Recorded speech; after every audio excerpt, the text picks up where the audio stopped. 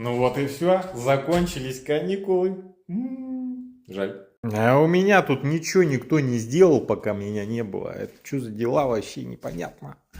Почему так? Пока меня не было, здесь все высохло. Влажность низкая. На улице 20, минус 28, дома 22. Что тут? 37% человечек вообще недоволен, капец. Ну и посмотрим, что с окнами, с такой влажностью, с такой температурой. Конденсат, конечно, но нормальный такой. Приемлемый конденсат. Влажность низкая, поэтому так. Ну, на большом окне вроде бы все нормально. Конденсата немного. Но все равно чувствуется, фонит. Дверь все-таки плохо работает. Все, трудовые будни настали.